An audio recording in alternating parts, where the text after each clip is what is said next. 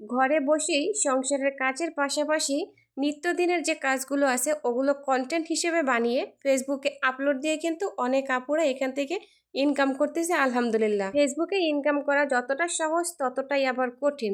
যদি কেউ সহজভাবে নেয় তাহলে সহজ, আর যদি কেউ কঠিনভাবে নেয় তাহলে কিন্তু কঠিন। ফেসবুকের নিয়মকানুন মেনে কাজ করলে ফেসবুক থেকে ইনকাম করা সত্যি খুবই সহজ। আসসালামু আলাইকুম।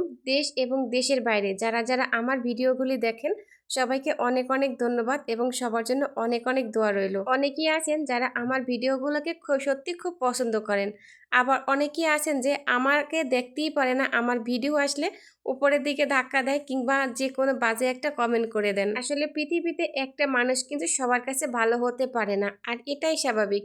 আমি যে আপনার কাছে ভালো হতে পারবো এটা কখনোই আমি আশা করি না। তবে আপনি যদি আমার ভিডিওগুলি প্রতিনিয়ত দেখেন, সবসময় অ্যাক্টিভ থাকেন আমার সাথে, তাহলে অবশ্যই আপনি বুঝতে পারবেন যে আমি কেমন আর আমার ভিডিওগুলি কেমন, কতটা স্ট্রাগল করি, বিদেশে বাড়িতে থাকি, কাজ করি, আবার ফেসবুকে যতটুকু সম্ভব সময় দেওয়ার চেষ্টা করি, আর এখানে যতটুকু সম্ভব ভালো ভালো কন্টেন্ট দেওয়ার চেষ্টা করি। আপনাদের একটা ভালো কমেন্ট কিন্তু কাজ করার অনেক আগ্রহ বাড়িয়ে দেয়, আর খারাপ কমেন্ট দেখলে সত্যি খুব খারাপ লাগে।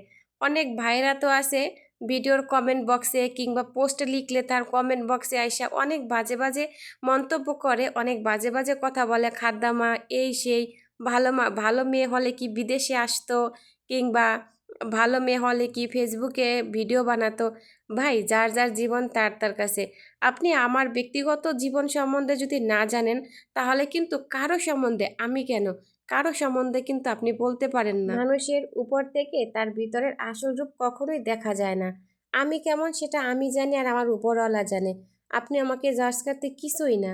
অতএব আপনি আমাকে কখনোই খারাপ বলে নিজের ব্যক্তিত্ব নষ্ট করবেন না, কিংবা আল্লাহর কাছে কখনো দোষারোপ হয়ে থাকবেন না। অবশ্যই আসলে আমাদের কপাল খারাপ, আর নয়তো বিদেশের বাড়ি কি আমাদের আসতে হয় বলেন? আর বিদেশে কি আমাদের কাজ করতে হয়? কিন্তু আমাদের কপাল খারাপ, নসিব খারাপ, আল্লাহ আমাদের কপাল এরকমের রাখছে, তাই আমরা আজকে এখানে আসছি। অনেকেই বলবে যে তোমাদেরও দোষ আছে। জানি না কতটা দোষ আছে, একমাত্র উপরওয়ালা জানে যে আমাদের কতটা দোষ আছে বাকি। তবে একটা কথা মনে রাখবেন যে কোনো মেয়েই সংসার ছাড়তে চায় না, সংসার ছেড়ে প্রবাসের মাটিতে আসতে চায় না। কারণ একটা মেয়ে তখনই সংসার ছাড়ে যখন তার পেছনে দেয়ালে পিঠ ঠেকে যায়, তখনই কিন্তু সে সংসার ছেড়ে, সন্তান ছেড়ে, এত শখের স্বামীকে ছেড়ে কিন্তু এই দূর প্রবাসে কিংবা তার সংসারটাকে ছাড়ে। অতএব এরকম কোনো বোনকে কখনো মনে কষ্ট দিয়ে কথা বলবেন না, যাতে তার অভিশাপ আপনার লেগে যায়।